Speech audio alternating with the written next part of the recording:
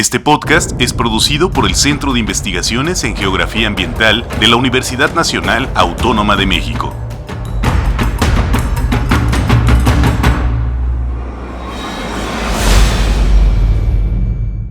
Hola, bienvenidos, bienvenidas, gracias por acompañarnos en una emisión más de su podcast Todo pasa en un lugar. El día de hoy tenemos a una invitada muy especial, nos acompaña en nuestro estudio Linda Yamid Ojeda. Linda, bienvenida, muchas gracias por aceptar nuestra invitación. Gracias por invitarme, Adrián.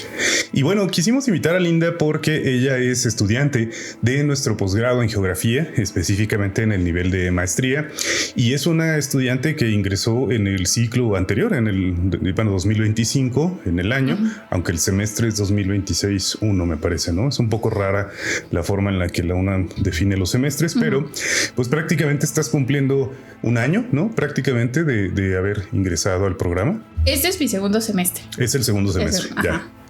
Sí. Y bueno, quisiéramos, Linda, que nos contaras cómo ha sido esta experiencia de vivir el posgrado en geografía, también en el contexto de que, bueno, la convocatoria para el ingreso en agosto de 2026 se encuentra activa, vigente y todavía es posible aplicar para entrar justo en este programa. Pero antes de ello, Linda, nos gustaría que nos platicaras cómo fue tu elección profesional. Sabemos que eres egresada de la licenciatura en Ciencias Ambientales de aquí de la ENES Morelia y que además eres foránea, es decir, no radicabas en nuestra ciudad antes de iniciar tu proceso formativo. ¿Cómo ocurren en tu vida estos procesos de manera tal que dices, me voy a Morelia, me voy a la ENES y me voy a Ciencias Ambientales? Claro, pues fue un poco gracioso cómo se dieron las cosas. Sí, yo estaba en Quintana Roo, soy de Cancún, Quintana Roo, y pues me interesaba estudiar en la UNAM, pero yo la verdad es que solo sabía que el UNAM existía en Ciudad de México. Ajá. Entonces hice mi proceso, elegí la carrera en Ciencias Ambientales porque pues yo en ese momento quería salvar al mundo, ¿no? Entonces dije, ¿cómo puedo hacerlo? Pues estudiando Ciencias Ambientales. Quedo y cuando me dan mi ficha de que soy aceptada, decía como que me tenía que comunicar a la ciudad de Morelia, a servicios escolares. Entonces, pues ahí como que me confundí mucho porque yo pensé que era en Ciudad de México y yo ya tenía listo dónde vivir en Ciudad de México y así, pero no sucedió. Entonces, pues dije, ahora tengo que decidir si me quiero ir a estudiar a Morelia. O sea, tú realmente creías que ibas a Ciudad de México, ya hasta habías gestionado aspectos prácticos, ¿no? Sí, yo no sabía de las sedes como externas a CEU, que es en Ciudad de México. Entonces, pues sí hablé con mi mamá y me dijo como, hija, pero ¿cómo te vas a ir a vivir sola? Pues hay temas como de inseguridad allá pero bueno, todo se gestionó como para que pudiera encontrar, estando en Quintana Roo, dónde vivir aquí. Entonces, cuando yo llegué ya tenía una casa. Entré pues aquí al campus de la UNAM. Y la verdad es que venía con muchos temores, como pues todo esto que sale en las noticias. Pero la verdad es que Morelia es una ciudad tranquila. Además de que pasaba casi todo mi día en la universidad.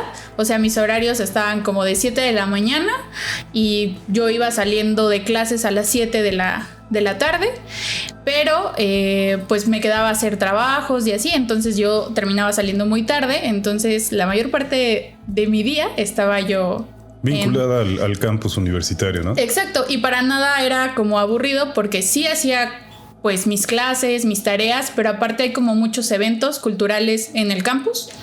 Entonces como que siempre había forma de entretenerse y pasarla con los amigos y eso lo hacía muy ameno y no fue difícil, ¿no? Como desprenderme de mi vida como local a pasar a ser foránea. Claro, qué interesante que vienes, por ejemplo, de Cancún, ¿no? Yo creo que más de uno de nosotros de Morelia quisiéramos hacer ese intercambio, pero al revés, ¿no? Irnos a vivir a Cancún. ¿No podríamos hacer un intercambio contigo y tal vez llegar a casa de tus papás o algo por el estilo? Puede ser que sí, pero definitivamente para mí me gustó mucho Morelia porque pues es templadito, por ejemplo ahorita hace frío y en Cancún siempre yo estaba muriendo mucho de calor, entonces eso no es mi clima. Claro. Frío por siempre. Te pregunto sobre estos aspectos, Linda, porque pues una buena parte de la población estudiantil de nuestro posgrado en geografía justamente viene de otros lugares de la República e incluso el extranjero. Y para todas las personas supone un reto importante en la vida salir del entorno familiar, del ámbito de lo conocido, de tus círculos sociales y enfrentar esta parte de la vida, la formación universitaria o de posgrado en soledad, ¿no? En un asunto donde ya no tienes tus redes de apoyo, ya tienes que moverte con mucha más cautela, precaución, formar nuevas redes. ¿Qué tan difícil, qué tan fácil fue para ti este proceso de adaptación? Porque además, bueno, no estamos hablando de 300 kilómetros, ¿no? O sea, prácticamente es una distancia considerable que no se puede cubrir como para decir voy de fin de semana y regreso, ¿no? Claro, pues... Es difícil en cuanto a lo emocional, porque siempre vas a extrañar, pues en mi caso, a mi mamá, a mi hermano, pues tus mascotas, tu casa. Pero lo cierto es que, de hecho, también en el posgrado, cuando ingresas tanto a la licenciatura como al posgrado, hay una semana previa a las clases, que es la, ¿cómo le dicen? La semana de inducción, ¿no? Ajá, semana de inducción. Y en esta te presentan como muchas actividades que hay, además de lo académico, pero también te dan como esta facilidad de ir creando pues nuevas redes, ¿no? Porque hay formas como de vincularte con nuevas personas, tanto en el ámbito académico como pues de manera... pues externos en actividades culturales, y pues además siempre hay como orientación psicológica, incluso hay, por ejemplo, en la ENES pues está el médico, entonces como que de alguna forma no estás sola, o sea, porque es como si pudieras hacer tu vida dentro del campus, ¿no? Y tu red de apoyo pues se vuelven todas estas personas, y además en específico la ENES Morelia ha crecido, pero... en general, la ENES Morelia y todo el campus de la UNAM aquí en Morelia es como una comunidad pequeña, y como que todos de alguna forma se conocen, aunque sea de vista, y pues siempre hay como ese compañerismo, ¿no? Como de saludar, desde el saludo hasta pues preguntarte qué tienes y te pueden apoyar, ¿no? Entonces en mi caso fue muy difícil sentirme solita estando como en la licenciatura y pues actualmente en el posgrado. Claro, ¿qué tan difícil fue para tu familia y tu entorno aceptar esta decisión tuya en el sentido de decir, claro que te apoyamos, pero al mismo tiempo, pues vaya, nos genera algún nivel de angustia, de preocupación, vaya, estas cuestiones asociadas, ¿no?, al autocuidado y a la seguridad con la que ibas a desarrollar tu vida en esta parte del país? Sí, pues creo que sí es difícil para los papás, pero por suerte ya, pues... videollamadas, ¿no? Y todo eso, entonces se puede como extender la cotidianidad de uno también, ¿no? O sea, romper como esa distancia con llamadas, pues sí, estar al pendiente todavía como de nuestros núcleos familiares, y creo que incluso esa comunicación va dándole seguridad a, por ejemplo, en mi caso a mi mamá, como decir, pues está bien, está contenta, está haciendo lo que ella quiere, y pues poco a poco se van como adaptando a decir, pues sí, mi hija está lejos, pero está feliz, ¿no? Claro. Creo que eso es lo importante. Uh-huh. Y hablando de temas económicos, Linda, finalmente la Universidad Nacional es pública y gratuita, entonces no supone un costo pues oneroso, ¿no?, para las familias en términos, por ejemplo, de pagar semestralidades, anualidades, materiales y demás. Sin embargo, vivir fuera de tu espacio familiar implica que se tienen que hacer una serie de gastos, ¿no?, desde el hospedaje, la alimentación. A la par hay una serie de apoyos y becas a los que puedes acceder como estudiante. ¿Qué tan complicado fue para ustedes como núcleo familiar equilibrar estas cuestiones de manera que no fuera un factor de estrés o de preocupación que tú estuvieras acá? Pues aquí sí me daría un poco de temor comentarlo, porque pues quizás sí hablo desde mi privilegio, pero pues siempre tuve como el apoyo económico, no tuve ningún tipo de restricción, además de que pues sí, como por mis calificaciones también obtuve como apoyos, ¿no?, de la institución.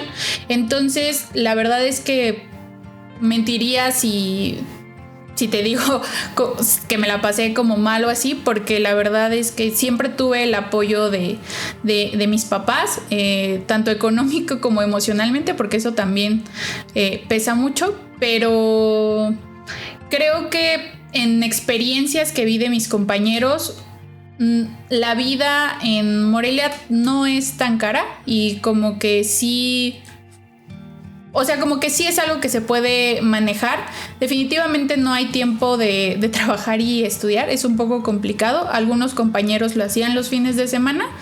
Pero, pues como decías, pues la misma institución te da como muchos apoyos para que no te veas forzado como a dejar tus estudios o a tener que trabajar a la par de estudiar. Hay apoyos, becas alimenticias, hay pues las becas de manutención, está el Pumabús, que es el transporte. Entonces creo que sí hay como muchas formas de hacer posible la vida como foráneo aquí. Sí, justo a eso iba, ¿no? Que para ti no haya sido complicado por las condiciones de tu entorno, no implica que no hayas visto otros casos donde a lo mejor no existía esa facilidad y sin embargo fue posible o es posible, ¿no? Sí. Es decir, la parte económica supone un reto, por supuesto, pero es perfectamente abordable, manejable y alcanzable para una familia que no se sienta quizá en holgura, ¿no? Porque quiero pensar que del otro lado de nuestras cámaras hay quienes se están preguntando algo similar. ¿Podré abordar esos gastos? ¿Podré con mi entorno, con mi economía, afrontar una vida fuera de casa, una vida como estudiante foráneo? Y bueno, entre tu experiencia y la experiencia de colegas y compañeros con quienes conviviste, pues la respuesta es que con el esfuerzo debido es posible, ¿no? Sí, o sea, realmente no hay como esas limitaciones tan tajantes. O sea, como dices, la escuela es pública, es gratuita y realmente es gratuita, ¿no? O sea, no vas a pagar no nada. No hay costos ocultos. Ni no nada hay, exacto, no hay costos ocultos. Incluso cuestiones de material, de libros, pues están en las bibliotecas. Los materiales se consiguen también, pues en la ENES, aquí en el SIG, en el posgrado, o sea, dependiendo, ¿no? Incluso pienso, por ejemplo, yo al haber entrado a ciencias ambientales nos íbamos muy seguido de prácticas de campo y la verdad es que de repente nos decían, esta práctica va a costar tanto, ¿no? Y de repente era como, es elevado, ¿no? Pero de repente era como, pero nosotros vamos a pagar como el hospedaje y vamos a pagar la gasolina. Y al final terminábamos pagando, no sé, algo muy simbólico. Entonces, tampoco fue un tema lo de las prácticas de campo. Cuando teníamos que poner un poquito más, nos juntábamos con compañeros para hacer algo y como poder solventar lo de las prácticas, pero lo hacíamos entre todos. O si algún compañero tenía de verdad como una situación muy difícil, pues sí, la UNAM muchas veces cubría esos costos, ¿no? Ajá. Entonces, creo que es cuestión incluso de que si hay una situación difícil, se puede hablar con los profesores o con la institución y siempre va a haber la forma de apoyar. Claro, o al menos la voluntad, ¿no? A lo mejor no siempre se puede, exacto, pero la disposición de escuchar un caso específico siempre va a existir. Sí. Si no hubieras estudiado ciencias ambientales, si no hubiera aparecido la UNAM en tu escenario de vida, ¿qué otra cosa te habría gustado estudiar? Es decir, me imagino que no fue tu única opción, seguramente habría un abanico entre el cual elegiste. Sí, mi siguiente opción era medicina.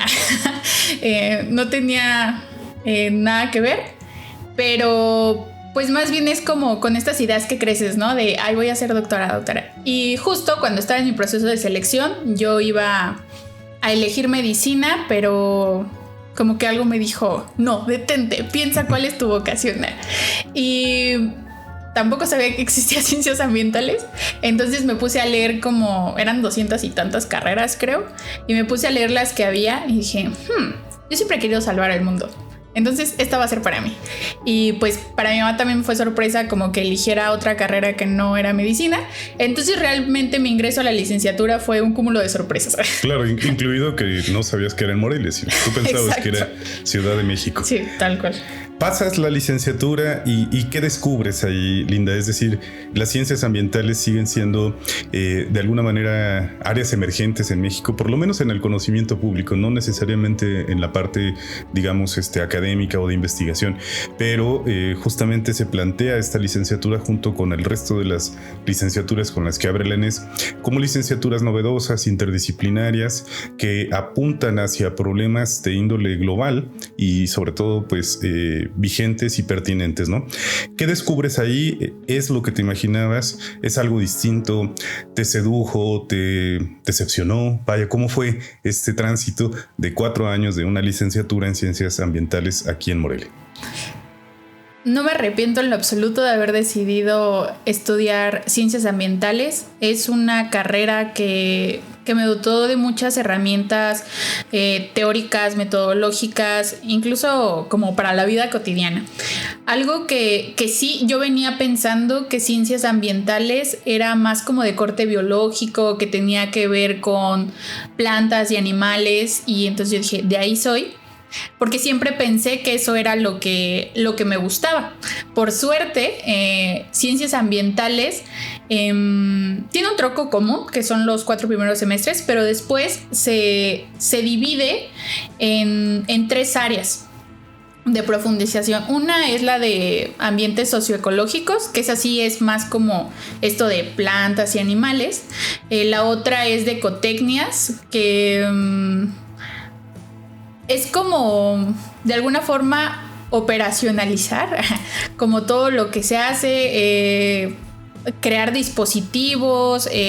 Yo siempre lo he visto como la parte más ingenieril de ciencias ambientales. Y tiene otra parte que es la de sociedad y ambiente, que tiene pues que ver justo más con cómo se relaciona esto que concebimos como el ambiente con la sociedad, ¿no? Y esa fue el área que yo elegí. Entonces, para mí fue muy sorpresivo que entré pensando que me iban a llamar la atención estudiar animalitos, por ejemplo, y resulta que de todos los bichos que vi como en la carrera, pues el bicho que más me gustó fue el ser humano, ¿no? El ser humano y la sociedad, ¿no? Sí. Y pues justo eso, descubrir eso es lo que me trajo a este posgrado, ¿no? Claro, justo en este descubrimiento de intereses, porque además cuando hablamos con los compañeros estudiantes de ciencias ambientales les decimos, ustedes pueden, aunque suene un poco motivacional, ¿no? Pero ustedes pueden ser lo que quieran ser, en el sentido de que la aplicabilidad de las ciencias ambientales es tan amplia, tan diversa, que admite desde los estudios de tipo teórico hasta la implementación ingenieril, como lo señalabas en relación a las ecotecnias. ¿Con quiénes colaboras? ¿Con quiénes empiezas a construir grupos de trabajo que te van abriendo puertas y escenarios que, bueno, finalmente se traducen en elegir un posgrado en geografía? ¿Cómo fue este tránsito que te fue presentando la investigación científica, los grupos de trabajo con los que se colabora en ENES, en el campus Morelia y hacia el exterior, ¿no? Porque estas redes pues incluso trascienden la frontera de una universidad para tocar a otras entidades gubernamentales, académicas, de la sociedad civil, internacionales y demás. Pues, como te decía, al final me decidí por esta área de sociedad y ambiente, lo que me llevó a elegir un tema de tesis. Yo me titulé por tesis, que tenía que ver con migración y segregación. Entonces sí eran como temas muy antropológicos, muy sociales. Entonces pues eso como que te va vinculando con compañeros, con académicos que trabajan esos temas. Concluyo mi licenciatura, me titulo, pero después al buscar posgrados yo me doy cuenta que hay ciertos posgrados que son más como... Es que no sé cómo decirlo de una forma que no suene mal, porque no es malo, pero como más cuadraditos, como más de mis disciplinas son estas y no hay más, ¿no? Ajá. Como más rigurosos en ese sentido. ¿Podría ser algo como opuesto a la interdisciplina? O sea, como más disciplinar. Más disciplinar, sí. Pero yo cuando hice mi trabajo de tesis me di cuenta que si bien sí me gustaban estos temas sociales, no podía obviar la parte de que estos procesos y fenómenos sociales se dan en un espacio. Entonces yo quería como poder como futuras investigaciones, como poder visualizar esa parte, ¿no? No solo lo que está pasando por arriba, sino en el espacio, cómo se transforma el espacio a través de estos procesos. Y sí quise como meterlo como de, pues vamos a meter el espacio por aquí y vamos a hablar de esto. Pero yo sentía que me seguía quedando a deber a mí misma como esa explicación, ¿no? Y como que tampoco la podía entender del todo con las herramientas que yo tenía.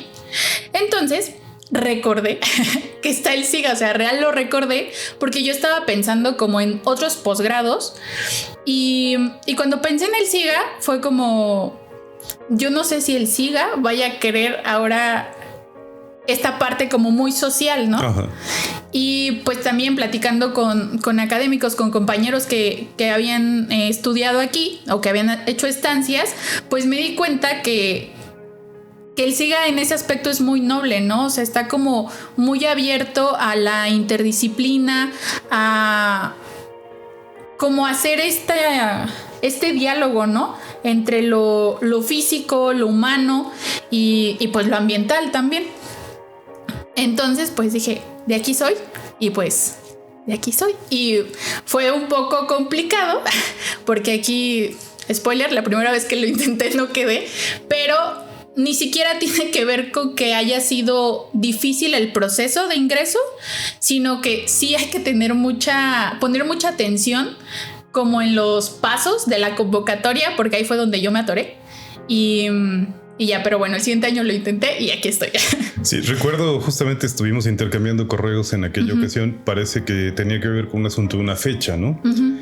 O sea, finalmente fue una omisión de tipo administrativo, pero no una dificultad que fuera absoluta, ¿no? De ahí la importancia que cuando hablamos con aspirantes hacemos énfasis, ¿no? Es decir, cuida mucho las fechas, los procesos, porque de alguna manera ya no se puede abrir una ventana adicional si se cerró, ¿no? Pero en efecto, yo recuerdo muy bien esos correos y bueno, también pues la frustración, ¿no? La tristeza de decir, oye, un pequeño error, una omisión me impidió entrar, pero también tu voluntad para decir, pues al próximo año ahí estamos y llegar, ¿no? Sí, mi voluntad, claro, pero también algo que rescato, y aquí hago un agradecimiento público. Sí, yo recuerdo que me comuniqué contigo porque era como la persona que yo conocía del ENES que estaba aquí y me dijiste, a ver qué podemos hacer. No se pudo hacer nada, pero también recuerdo que al siguiente año se abrió, de hecho acaba de pasar, ¿no? Lo del evento de Casa Abierta. Ajá, Casa Abierta. SIGA. Y entonces me escribiste un correo. Me dijiste como que si todavía estaba interesada porque iba a ver eso. Y yo dije, esto es una señal de que lo tengo que volver a intentar porque pues bien se le pudo olvidar a Adrián que yo lo intenté el año pasado. Pero dije, para el SIGA somos importantes.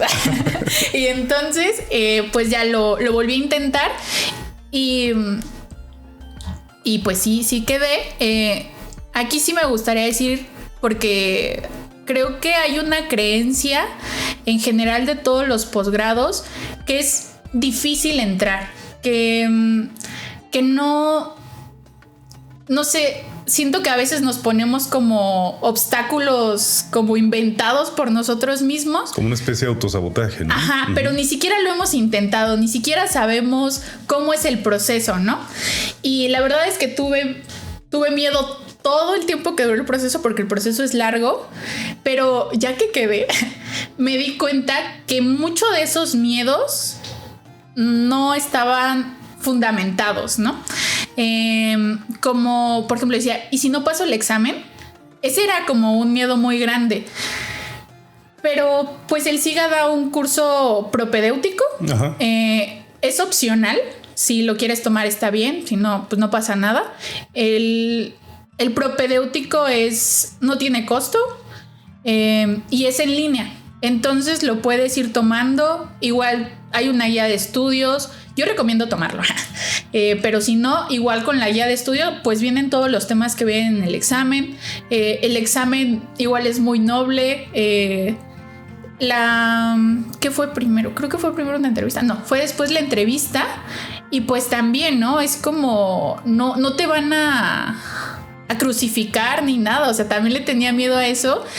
Y pues nada, o sea, más bien te hacen preguntas como para que tú también tengas claridad de lo que quieres, ¿no? Entonces eso está como muy padre. El primer filtro es el protocolo. Y tampoco tienes que ser como el gran escritor y escribir un artículo listo para publicarse. O sea, lo que se busca es que tengas muy claro qué quieres, que sea un proyecto que se pueda hacer en el tiempo que tienes de la maestría y pues sí, que se vea que haya compromiso, ¿no? O sea, que no te lo estás sacando de la manga. Entonces, creo que no es difícil y que no hay que tenerle miedo al proceso. Hay que disfrutar el proceso.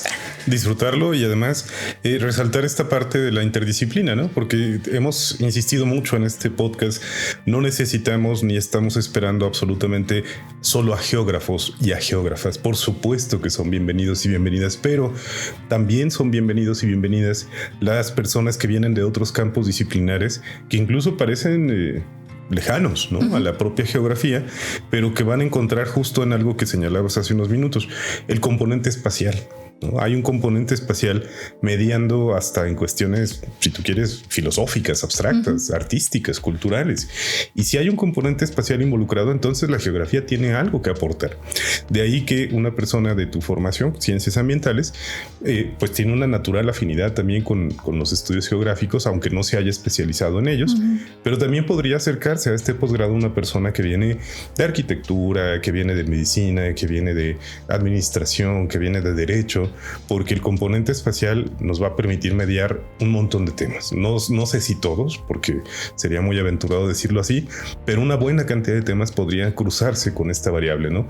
Como el mismo podcast lo hemos nombrado, ¿no? Todo pasa en un lugar y siempre añadimos este corolario de y en un tiempo. Entonces la variable tiempo-espacio cruza tantas cosas que el límite sería pues casi que la imaginación del proponente, ¿no? De la persona que esté aspirando a un posgrado.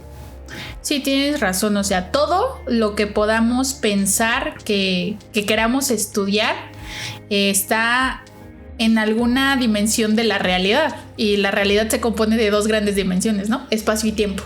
Y justo el SIGA se encarga pues de estudiar esta espacialidad.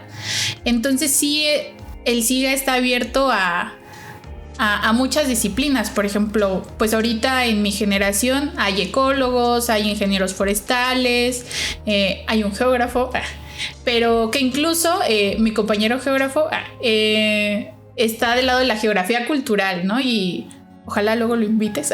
Por supuesto, van a pasar todos por aquí. Esa amenaza ya se les había porque eso llegar. Se me hace como súper fantástico. Saludos, Iván. Porque Iván habla de paisajes literarios, ¿no?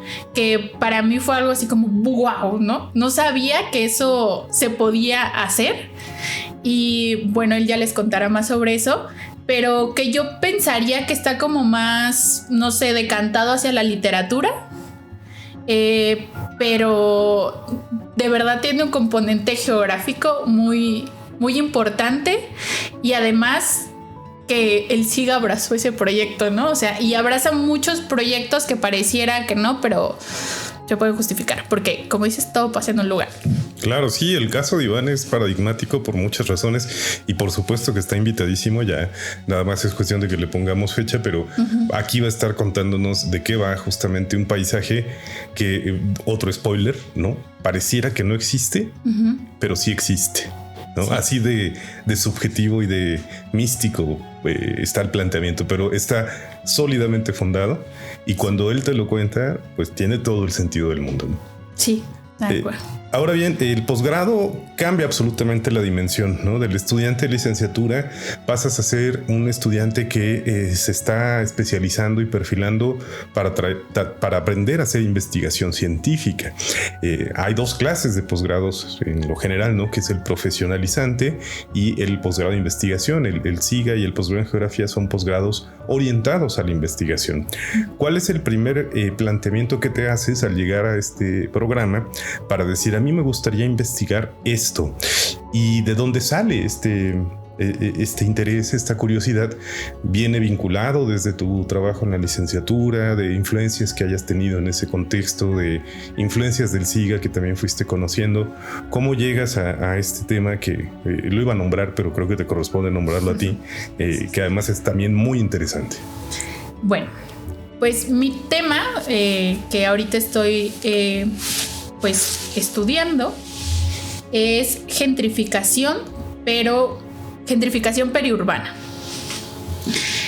¿Cómo nace esta idea? Porque, como decías, yo soy foránea, pero yo llevo en Morelia cerca de 12 años. En julio cumplo 12 años. Entonces, es el lugar donde yo más tiempo he vivido realmente. Entonces yo ya me considero moreliana. Y he vivido pues esos 12 años siempre como en los alrededores del campus.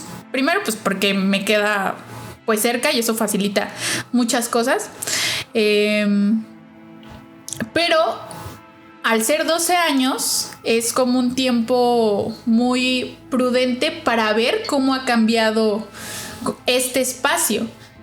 Y ha cambiado mucho. Entonces como que yo en mis caminatas diarias cotidianas, muchas veces sin pensar, pensaba en estos cambios, ¿no? Como en ahora ya hay otra universidad, ya hay una ciclovía, ya hay más, no sé, como puestitos de comida, ya hay restaurantes, ya hay muchas cosas que antes no había, como muchos edificios con departamentos que justo son como por la demanda de vivienda por los estudiantes. Y entonces como que todo eso me empezó a pues ahí como hacer ruidito, pero no sabía bien ni cómo nombrarlo ni qué era, solo sabía que algo estaba pasando. Entonces pues ya platicándolo con algunos profesores, pues me fueron guiando y entonces fui armando como esta idea de lo que quería hacer para mi proyecto de posgrado. Y la verdad es que ha cambiado mucho.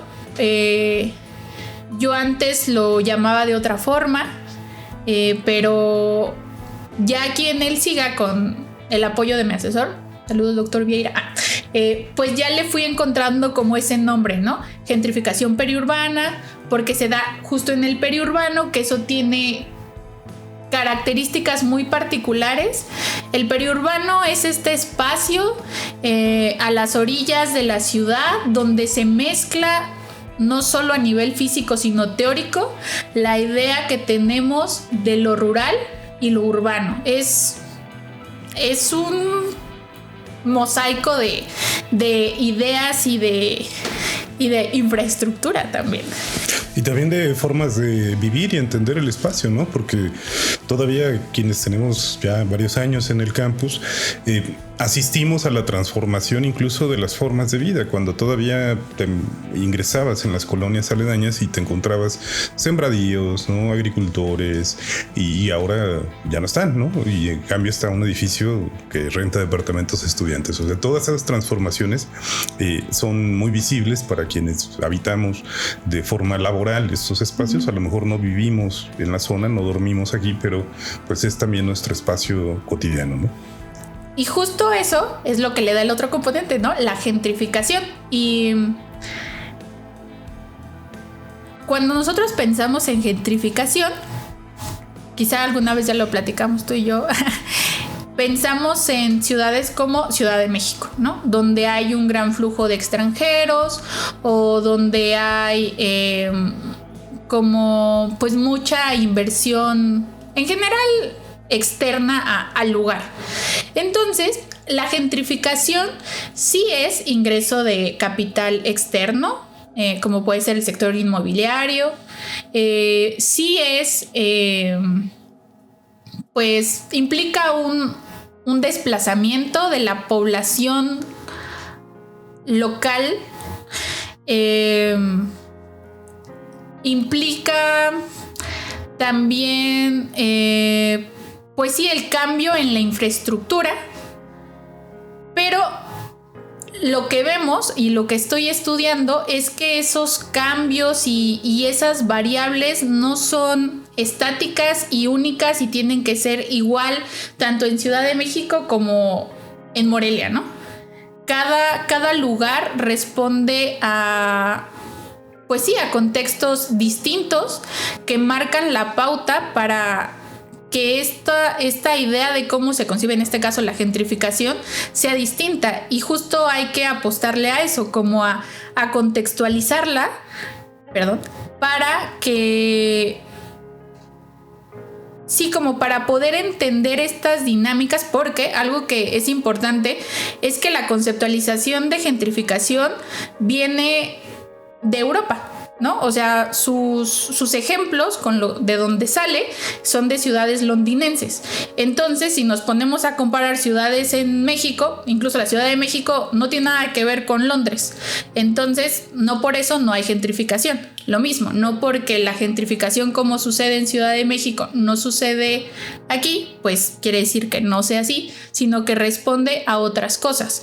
Como, por ejemplo, lo que te decía, gentrificación sí implica desplazamiento, pero a veces ese desplazamiento puede ser indirecto o más tácito, y pues hay que estudiar como esas formas. Sí, justo ahí me quedé pensando, el desplazamiento del periurbano por la gentrificación crea un nuevo periurbano más lejos. Es decir, ¿a dónde se va esa población y ese sector económico cuando pues finalmente llega un tipo de gentrificación, que ahora entendemos que hay muchos tipos de gentrificación? ¿A dónde se van? Tienen que emigrar en la misma zona más lejos, acercarse más al espacio rural, tienen que tomar decisiones. Tú lo estudiaste también en la licenciatura, ¿no? Las migraciones no únicamente están motivadas por razones económicas, sino también hay mucho impacto e influencia de aspectos socioculturales y seguramente también presión demográfica, económica. Si yo no puedo pagar la renta en esta alcaldía, vamos a hablar de Ciudad de México, porque paulatinamente ha sido más costosa cada año, eventualmente me voy a ir a la siguiente alcaldía donde todavía la puedo pagar, pero si esa inercia me va expulsando hacia las periferias, voy a terminar viviendo a 4 horas de mi centro de trabajo, como le ocurre a cientos de miles de personas en el área metropolitana de la Ciudad de México. Pero yo me pregunto, ¿no? ¿A dónde se van? ¿Cuál es la presión y hacia dónde los expulsa un escenario gentrificador? Pues siempre los va a ir expulsando hacia las afueras, ¿no? Y esto parecería como un ciclo sin fin, porque pues justo las ciudades se van expandiendo y justo es esta expansión de las ciudades que roza con los límites de lo rural, de lo que no es ciudad, y crea estos anillos de transición entre lo rural y lo urbano, ¿no? Que son las ciudades, se van creando periferias. Pero luego la ciudad crece y ese periurbano, pues muchas veces se convierte en ciudad. Y entonces va arrojando pues más periferias, ¿no? O sea, no todas las periferias son periurbano, pero los periurbanos sí son periferias, siempre. Yeah. Y como periferias también tienen una serie de, ¿cómo decirlo?, afectaciones, carencias, vulnerabilidades, ¿no? Porque por definición, por el propio concepto, lo periférico, al no ser central, al ser lo opuesto a lo central, va a tener vulnerabilidad en diversos sentidos. Podemos hablar de acceso al agua, de drenaje, de seguridad, alumbrado público, infraestructura urbana, parques y jardines, conservación. Es decir, hay muchas variables también en este tipo de análisis que son muy pertinentes de revisar. Más o menos por ahí estás trabajando, o cuál es la orientación en concreto y tu zona de estudio también, que nos cuentes. Pues justo todo esto lo hago desde el tema de la geografía crítica, que la geografía crítica lo que hace es ver al espacio como una arena de juego donde hay ganadores y perdedores, ¿no? Entonces, en esto que mencionas, cada vez que la ciudad se va expandiendo y que se expande sobre las periferias, que muchas veces son como, pues sí, suelos que estaban destinados a lo agrícola, pues entonces ahí ya tenemos como un perdedor, ¿no? Y esto de perdedores y ganadores, pues va a implicar hablar de segregación, va a implicar hablar de desigualdad, de falta de acceso a servicios básicos. Entonces, sí es como importante, y eso es lo que estudio, como estas diferencias, ¿no? Yo lo voy a hacer a partir del tipo de vivienda, porque justo una forma fácil, por así decirlo, de manera muy burda, de ver la gentrificación es en esto, ¿no? En la infraestructura, en el tipo de vivienda, quién accede a ese tipo de vivienda, por qué accede y por qué otras personas no pueden acceder. Entonces, más o menos es en lo que me centro. Y mi área de estudio es el periurbano suroeste de Morelia, que, pues si lo queremos ubicar mejor, es alrededor de donde se encuentra el campus de la UNAM y alrededor de donde se encuentran muchos centros educativos. De hecho, esto es un nodo educativo de la ciudad. Y también creo que eso puede influenciar mucho en que estos procesos de gentrificación pasen, pero lo averiguaremos. Yo recuerdo hace muchos años, tal vez 15, 20 años, se hablaba de esta zona de la ciudad como lo que en su momento se planteó como la ciudad del conocimiento. La ciudad del conocimiento de Morelia, donde se iban a generar política pública, donación de terrenos de propiedad pública, incentivos fiscales y una serie de acciones de orden gubernamental que facilitaran justamente la instalación de nodos como los que hoy tenemos. El campus de la UNAM, está también el Tecnológico de Morelia con su campus 2, está el Politécnico. Vaya, hay una serie de instancias que en su momento se impulsaron para convertirse en esto, en una especie de clúster de educación, de innovación, de transferencia de tecnología. Tenemos también de vecinos al Centro de Innovación y Desarrollo Agroalimentario en Michoacán, el CIDAM. No estoy seguro de que los objetivos del proyecto inicial se hayan cumplido del todo, pero claramente sí se convirtió en un nodo que tiene esas peculiaridades y que además alberga diariamente a varias miles de personas que se desenvuelven en un ámbito profesional y educativo de esta naturaleza, universidades, centros de investigación y demás.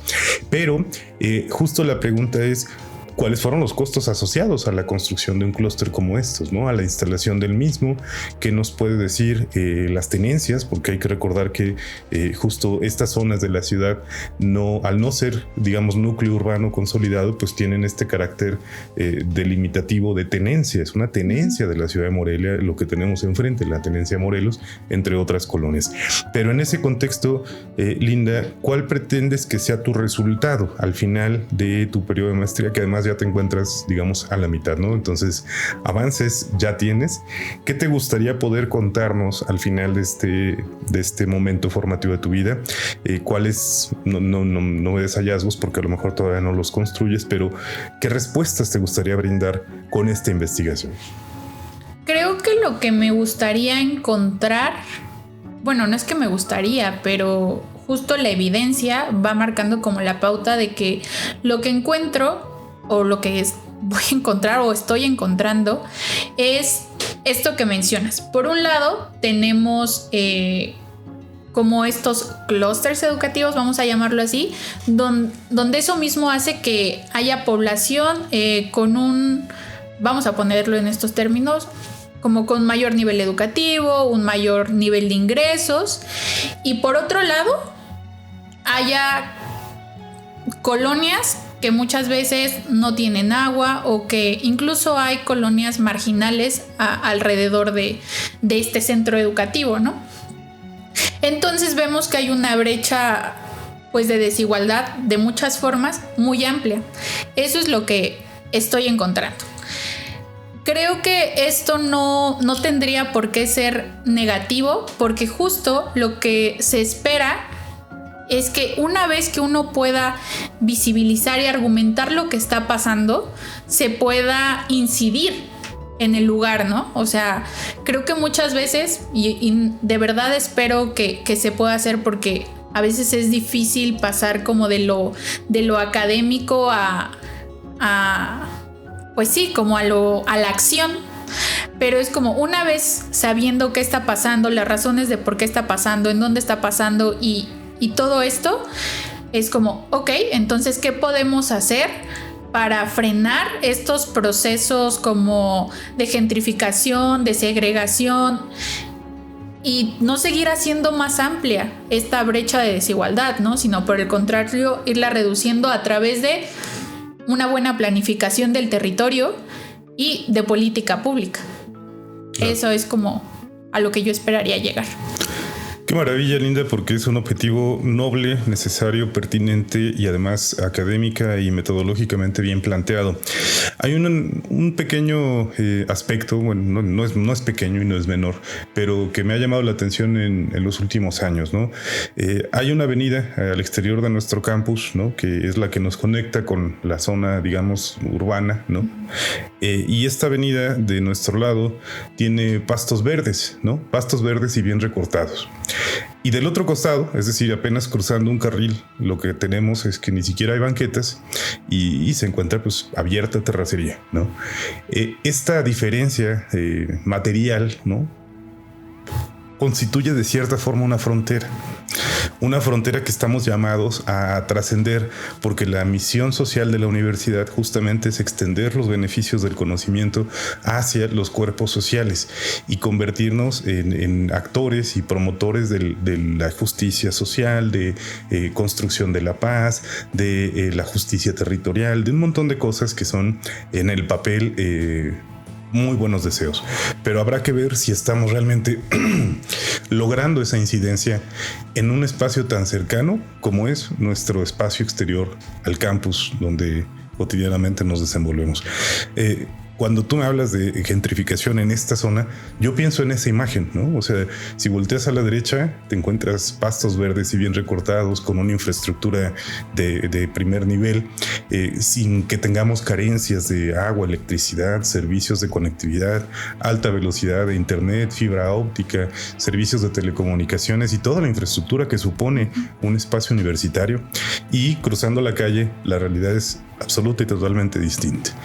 Y esas fronteras, a final de cuentas, importan, aunque nadie las llame fronteras. Totalmente. Y eso es una de las características del periurbano, como estos mosaicos, ¿no? O sea, que en un mismo espacio pueden convivir realidades muy distintas. Y como dices, pareciera, de hecho, si tú ves un mapa como de pues esta parte de la ciudad, pareciera que justo la carretera que cruza divide esas dos realidades, ¿no? De este lado hay colonias, asentamientos irregulares, y por este lado hay fraccionamientos cerrados, están las universidades, de este lado están los ríos sucios. Entonces es como muy contrastante, ¿no? Muy contrastante. Y habría que romper estas barreras que yo llamo simbólicas, ¿no? O sea, que no están ahí, no es una malla la que nos divide, pero sí un imaginario de lo que pertenece a este lugar y lo que pertenece a este. Y creo que sí es parte de la tarea de estas personas que formamos parte de los centros educativos, de romper con esas barreras e ir permeando esos espacios con vinculación, ¿no? Creo que hay esfuerzos, la UNAM hace muchos esfuerzos como porque la información que hay aquí llegue ahí a través de eventos de divulgación científica, pero creo que sí queda mucho por trabajar en ese aspecto. Creo que por eso es tan importante la divulgación de las carreras que se imparten y saber que son públicas, que son gratuitas, porque me ha pasado como residente de esta zona que mucha de la gente que vive aquí enfrente piensa que la UNAM es una universidad privada. De pago, ¿no? O alguna cuestión así. Y eso no es cierto, ¿no? O sea, es incluso un espacio que está abierto para que vengan a conocerlo y creo que ese podría ser como el inicio, ¿no? Como de ir rompiendo esas barreras simbólicas que nos separan de ellos como si fueran otra cosa, ¿no? Y somos lo mismo. Claro. Cuando hablábamos casi al inicio de nuestra conversación sobre el aspecto económico de ser una estudiante foránea, tú dijiste algo maravilloso, que es: desde mi privilegio no fue necesario que yo sufriera esta transición. Y este privilegio quiero traerlo a este punto de nuestra charla, porque justamente también toda esta población que hemos tenido la posibilidad de acceder a la formación educativa de nivel profesional, de nivel posgrado, que logramos pasar los filtros de ingreso a estos escenarios, o que conseguimos un espacio laboral además remunerado, con seguridad y con prestaciones, pues también tenemos que reconocer desde qué privilegio estamos operando y cómo generar esta retribución social hacia quienes finalmente pagan todo esto, que son los contribuyentes en México, porque finalmente no olvidamos nunca que la UNAM, como el resto de las universidades públicas de nuestro país, están financiadas por un dinero que se genera desde el pago impositivo de las y los ciudadanos. Entonces creo que esta visión y esta misión social no debe nunca pasarse por alto, y esto aplica para una investigación, aplica para la aplicabilidad de un escenario donde se genera conocimiento, pero además se lleva a terrenos donde pueda incidir socialmente, que en nuestro campo es además muy fácil hacer esa transición, porque creo que aunque hay una geografía pura, física, relacionada con el estudio del territorio, muchos de los temas que cruzan el SIGA tienen esta capacidad de tocar a la sociedad o de estudiarla en algún sentido y eventualmente pues ofrecer al menos una explicación científicamente validada para fenómenos con los que convivimos día a día. Sí, y me parece muy importante recalcar este compromiso de los que somos comunidad UNAM, ¿no? La UNAM es de todos y es para todos. Y también tenemos, o sea, no se nos debe olvidar este compromiso social que tenemos con las personas, y que ojalá, es difícil, porque vaya que lo es, pero no olvidar que de nada nos sirve estar produciendo conocimiento si se va a quedar en un papel, si solo va a ser un artículo que lo va a seguir leyendo otro académico o los estudiantes de esos académicos o nuestros compañeros, ¿no? Necesitamos bajar, desabstraer toda esa información para la gente que día con día lo necesita, ¿no? Que tal vez no se va a poner a hablar de gentrificación y periurbano, pero que entienden perfectamente la brecha de desigualdad porque la viven día con día. Y así en otros temas, ¿no? Muy padre estudiar los pinos y los encinos, pero todo eso tiene pues como una afectación en lo social, y entonces hay que intentar hacer esa labor de compartir como lo que hacemos con la gente, que incluso es la gente que paga lo que hacemos, ¿no? Claro. Y pues ya. Linda, ojalá que nos puedas acompañar cuando esta investigación tenga ya, digamos, resueltos el asunto de sus hallazgos, de ponerle en la tesis, de estar cerca de la finalización de este proceso formativo que es la maestría. ¿Qué te gustaría hacer después? ¿Quieres hacer el doctorado? ¿Te ves a ti misma en la investigación? ¿Te gustaría salir a laborar, no sé, en algún escenario gubernamental, política pública, iniciativa privada? ¿Cómo te visualizas hacia el futuro con una formación que te ha traído hoy aquí al SIGA, al posgrado en geografía? ¿Qué esperas para los próximos años? A mí me de verdad me apasiona mucho la investigación, es algo que disfruto mucho, entonces sí, el siguiente paso, no sé si de manera inmediata porque no lo sé, pero sí es el doctorado, pero también me gustaría como combinarlo un poco, pues no sé, con meterme a temas de política pública, justo como para que todo esto tenga incidencia, ¿no? Uh-huh. Como para que se pueda ver plasmado en la realidad y no solo que se quede ahí abstracto. Muy bien, pues ojalá que nos visites nuevamente en este podcast, estimada Linda, más adelante, y bueno, pues también reconocer públicamente tu compromiso no solo con tu actividad académica y formativa, sino además has sido una aliada muy importante en trabajo de divulgación, en algo que hacemos en esta unidad y desde el SIGA de forma histórica y que requiere siempre de nuevos talentos, de nuevos enfoques, y eres de las primeras que siempre nos levanta la mano para decir: yo los acompaño a esta feria, yo los acompaño a este lugar, y vaya, más allá de apoyar al SIGA o a la unidad, se trata de la materialización de este compromiso social, es decir, aunque estoy todavía en formación, quiero ya compartir con la ciudadanía, con las personas allá afuera que nos escuchan, que nos ven, que son receptivas a los temas cuando se los explicamos de una manera legible, compartir todo lo que hacemos, por qué lo hacemos, por qué es importante. Y bueno, te reconozco y felicito por ello. Gracias. Y bueno, pues agradecerte también el tiempo para acompañarnos en este podcast. Queremos resaltar pues esta invitación a que consideren en su dimensión de los posgrados posibles el posgrado en geografía, dado que bueno, además de tener esta capacidad de absorber temas de forma interdisciplinaria, tiene también pues el reconocimiento del Sistema Nacional de Posgrados. Sí. Y esto implica la posibilidad de que el estudiante, la estudiante, pueda solicitar una beca ante lo que es ahora la CECITI, antes el CONACYT, y esta beca pues también apoya el desarrollo económico y material del estudiante durante su etapa formativa. Así que bueno, son desde mi punto de vista muchas ventajas que tenemos en México y no necesariamente existen en otros países del sur global, ¿no? Hemos conocido la experiencia de colegas de países de América Latina donde un esquema como este pues no lo tienen, ¿no? Muchas veces tienen que estudiar a partir de créditos educativos, de pedir préstamos, y bueno, en México, en la UNAM, con el apoyo del gobierno federal a través de la CECITI, pues existen estas ventajas y son pues muy prácticas a la hora de tomar estas decisiones de vida.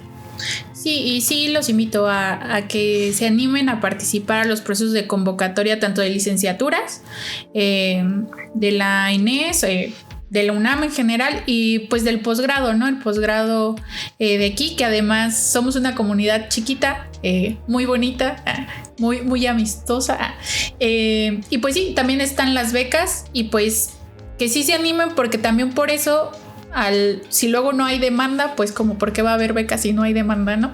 Entonces anímense, porque sí somos un posgrado que tiene beca y que eso facilita la vida muchísimo. Sí, seguramente que sí. Linda, muchísimas gracias. Gracias a ti, Adrián. Y bueno, a todos quienes nos ven y nos escuchan, agradecerles el favor de su acompañamiento. Nos encontramos aquí en nuestra próxima emisión.